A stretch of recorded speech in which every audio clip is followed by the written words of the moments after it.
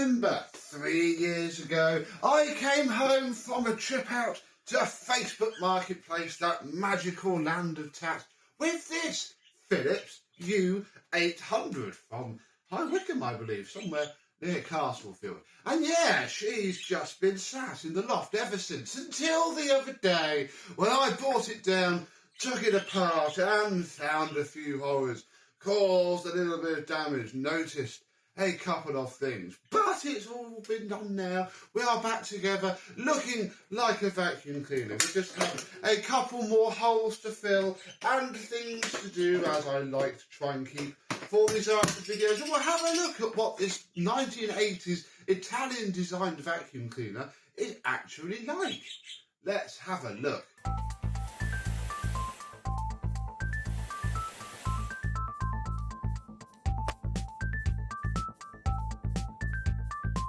Yes, hello, my vacuum cleaner and Italian designed vacuum chums. How are you today? Yes, we have Peanuts and Butter's first full refurb at the time of filming this. Obviously, that's not going to be the timeline that you'll see, but yeah, their first refurb, and what a refurb it has been. It's a very nice cleaner. It's quite light, it's quite nimble, it is a little bit broken, yes. We have some damage here on this hook. There were two ones with this, there still are somewhere, and one sat there when I picked it up, and didn't work, it snapped out. I do have that bit of plastic somewhere, but couldn't find it for this project. So, alas, we're going to have to leave it like it is. We can remove the cable. We have ourselves a very nicely cleaned up micro mark plug. Look, nicely polished pins. Very good indeed, made in Ireland. Very nice. And yeah, this may have been the original plug to this machine. I mean, this would have been before fitted plugs, moulded plugs were a thing in the UK, but a lot of people, manufacturers, chucked plugs on or gave a plug with the machine. And yeah, this was a very common plug for me to see in the mid-90s growing up. So yeah, possibly. So yeah, we can't store a tool up here. We can, however, store the hose. And this isn't the original hose either.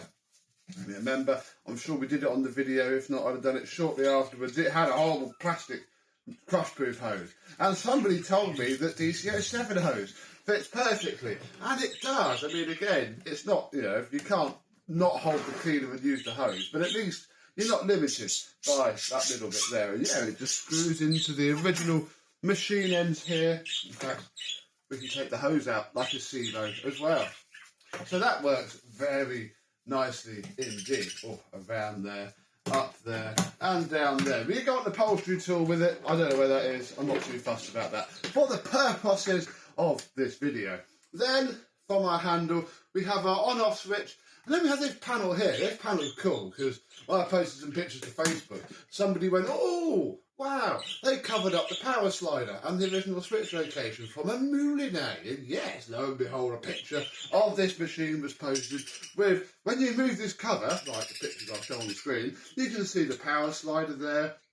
This bit, I think, is the outer facing bit of the bag full indication, and then there would have been a switch there rather than on the top. So that's pretty cool. And yeah, people were then posting pictures of this up as a carpet washer in different colours. Somebody found one in America while thrifting and blacking something. It's all very interesting. Girls, stop. Thank you. We're trying to film.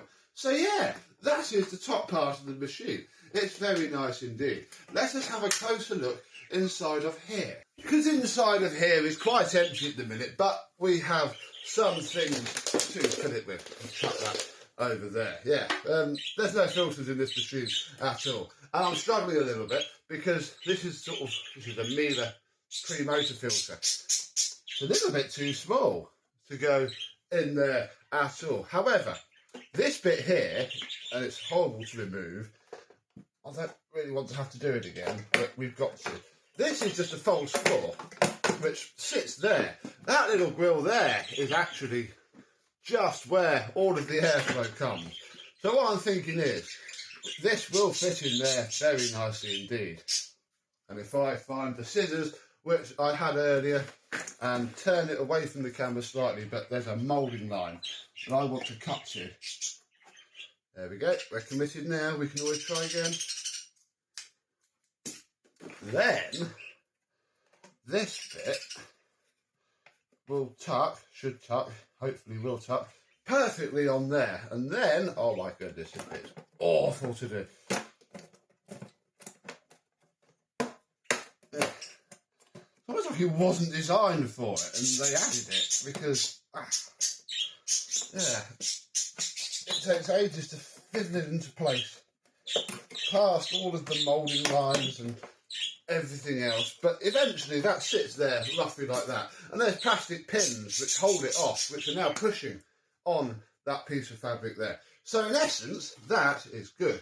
Next, we need this. This goes on here. It just slides in. Oh gosh, probably cracks a lot. It just slides up and down. And what this is the bag fill tube. I have this. This is one of my little bags for a little Vac Sahara thing, and it fits perfectly on that fill tube. I do have some paper bags for this, but obviously you know what we think about paper bags, and I'm not going to use this machine much, so a small bag like this is going to be fine. I was going to use a Bojack cheap Miele bag, but I don't have any. I've run out. That's terrible.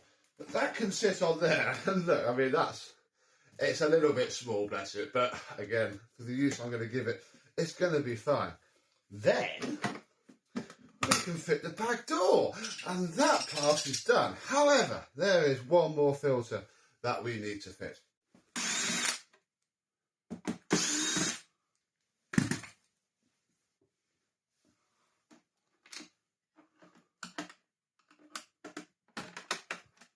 Because under this cover is where the motor exhaust air comes out. So on the back of this cover originally, I've managed to get it all off now, was essentially a piece of block foam which had perished, and then all of the sticky stuff had literally blocked this grill solid. This grill wasn't really doing anything before, and yeah, that was a problem.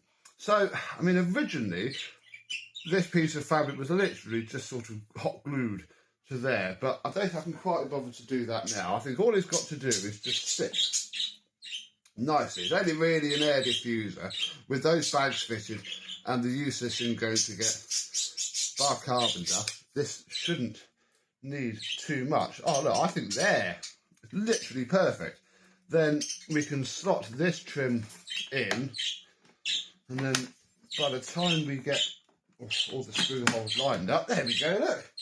That is perfect.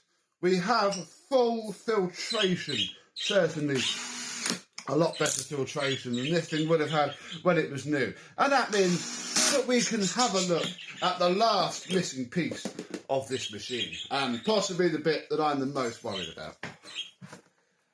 Yes, this bit didn't go fantastically. So if we undo these two half turns here, we can remove the base plate. That's a very interesting looking brush roll. I mean, it turns okay, and let me tell you, it took me several hours to get it to that stage. If we pop it out, we can see that, yeah, this end is where the belt spindle goes, and it was very, very cracked there. This has been glued up. I'm hoping it'll be okay. Very interesting brush strips though, a sort of beta bar on one side, and fairly averagely Hoover Junior stiff bristles that side. Then this is the end cap, this metal bit here that screws into here to hold those in. Then there's this floating bearing. Then there's, well, this which I would unturn, but I don't want to. These are the edge brushes. This has an entire, probably pull off quite easily, entire little bit that juts out, so that when the brush roll is in place, these edge brushes can brush literally in line with the edge of the cleaner. That's pretty cool. There's also this bit here, which we will need out because we haven't got a belt. Yes, that is our next job. Also have a nice centre wheel here, which works very well indeed. Whee! Boop. So yeah, we're going to go and find a belt and hope that by the time the belt is on, this doesn't pull this out of alignment even more, because it spins okay when it's out. It's only where it has to sit in its channels. Yeah, this is the bit that I'm least looking forward to. I'm hoping it'll be all right. Let's go belt hunting. Well, I think the closest I've managed to find is these from a Sanyo Performax or a Goblin Floor Master. Crikey, anybody ever seen a Goblin Floor Master? Comment down below. It's narrow enough to fit in the pulley that the motor sits in. It could be a little bit shorter, but I think it'll be okay, especially once it's... Oh yeah, that's got a bit of stretch in it. Oh, this is 20,000 times worse than it was before. There we go. I'm hoping that'll be okay. Again, I don't want to put too much strain on this brush roll, because if it cracks more, we are done, basically. There is no way I'm ever going to find a new brush roll for one of these. So we'll put this back on, we'll pop the base plate back on, and check the brush roll still spins, because the base plate pushes it down and clamps it from the top as well.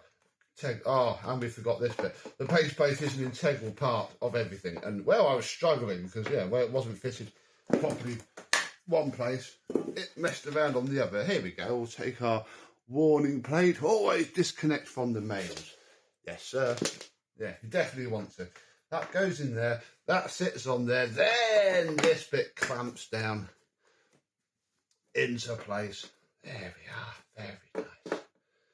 Marvellous. And, well, your first turn on of this beauty may as well be laid on the floor, because if this doesn't work, there's no point worrying much else. And yeah, you are about to experience this with, check it off, it's brand new 608ZZ motor bearings.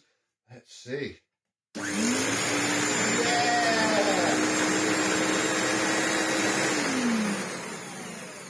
Ish. A lot of belt rubber just came out there. Let's just check. Yeah, that was the happy sort of adjusting itself belt rubber. I think so. Yeah, I think whatever was making the brush roll catch has really sorted itself out now, which I was sort of hoping it might. So with, oh, blimey. Well, now he's got scrapped because somebody lost that piece, and without it, you're pretty much ruined. Oh, I don't know. So that's good. I think we'll call that a win, because the more we use it, the more it's going to adjust itself. It is a self-adjusting vacuum cleaner. Excellent. Right, let's test the suction. Not really tested it yet, especially with its bags and filters. So here we go.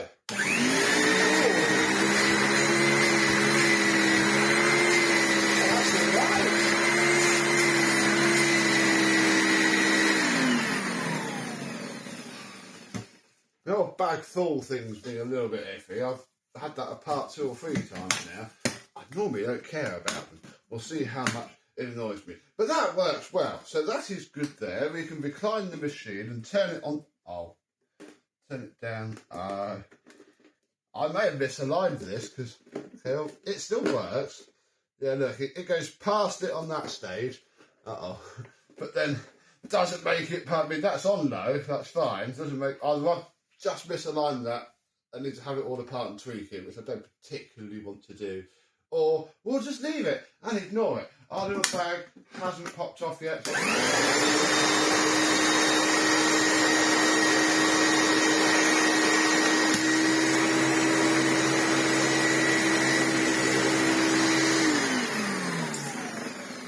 That's it. I think there's going to be an air leak in that corner. Yeah, we're ready to go. Gosh, the place is filthy anyway, so this is well timed.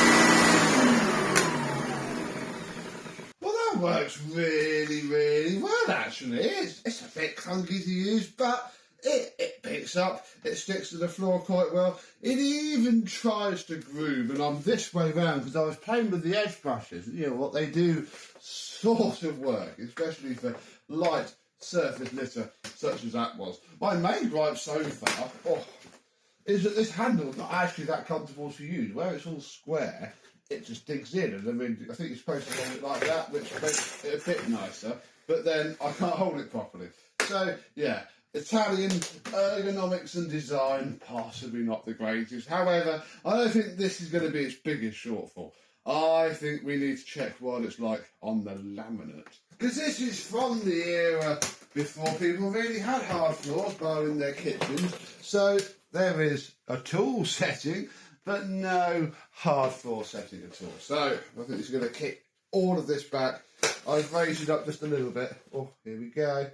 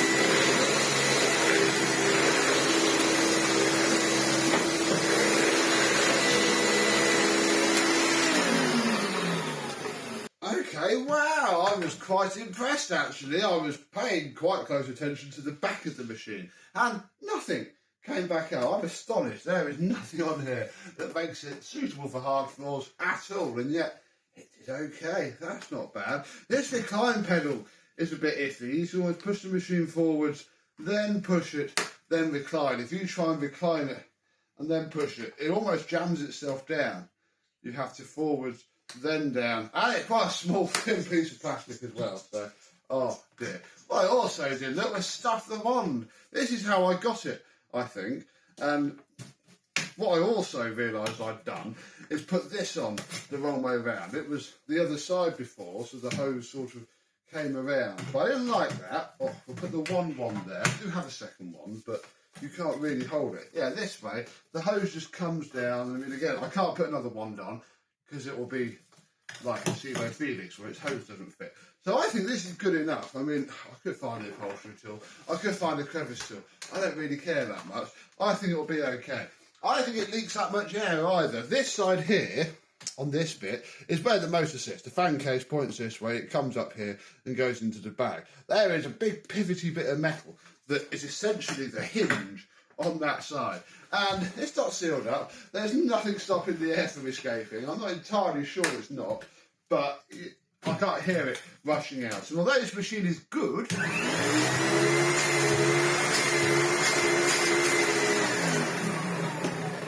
at 800 watts, I don't think it ever was a rip-roaringly ultra-powerful machine anyway, so I'm happy enough. Oh, hang on, look.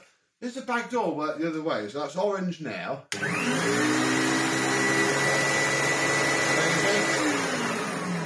I don't know. It is moving. The problem is it's a simple piston grip indicator anyway, and the machine's probably going doo-laddy because it's probably not designed to have this much airflow running through it with a single layer paper bag.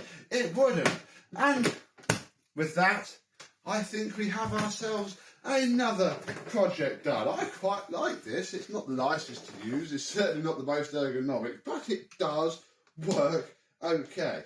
And it vaguely likes the hard floor, which is always a consideration for me. So, yeah, I think we'll call this one a successful refurbishment done. Have you ever seen one of these Philips? No. There we go. Have you ever seen one of these Philips or one of these Moulinet vacuum cleaners, do let me know and tell me what your experiences with it were. They're quite a cheap machine. I can't imagine very many survive, and I was playing with the U700 just the other month and reminded me that I have this U800, and the 700 without its tools perhaps a little bit nicer, as is usually the case. But this one's nice enough. So yeah, there we go. Job done. It's no longer filthy. We shall see it again. So, until the next time we have a fabulous Philips or some other vacuum cleaner on the channel, I, and possibly this U800, will see you soon. Bye-bye.